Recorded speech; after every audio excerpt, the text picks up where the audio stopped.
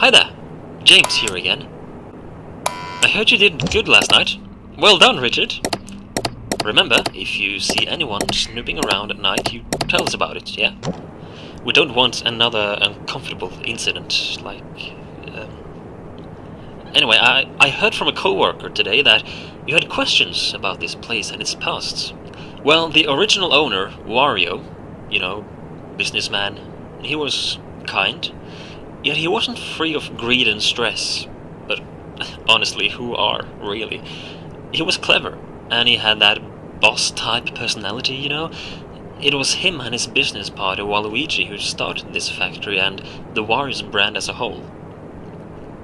I don't know much about this Waluigi guy, aside from him being known as the sidekick, kind of, or as the less interesting one.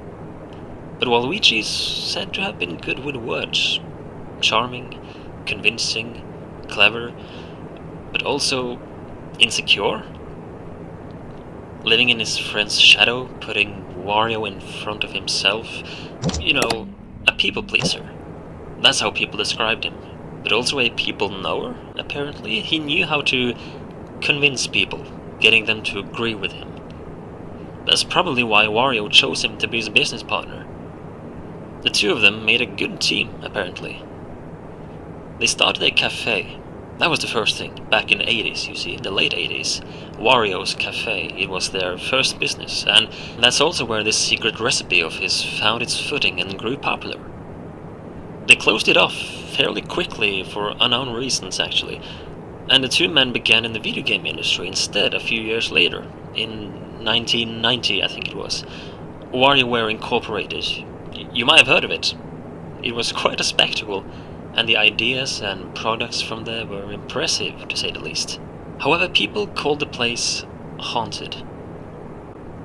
Rumors has it that even Wario himself claimed the building felt off, and WarioWare actually partly burned down a few years later, unfortunately. It must have been an electrical fire, I guess. But that's when they were able to found their third establishment, which was this very fast food factory.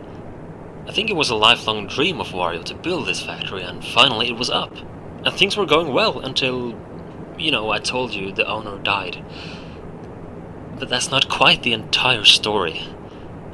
He, Waluigi, along with 3 of their co-workers, completely disappeared one day. Gone. Nobody found them, heard from them, nothing.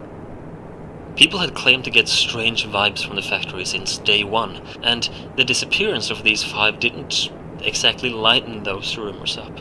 Some have even used the word cursed when describing this place. So what happened to them exactly, we don't know for sure. But I've talked long enough for tonight, Richard, I'm sorry. I just thought I would let you in more on the details of the past of your workplace, I'll let you get back to work, and I'll talk to you tomorrow night, yeah?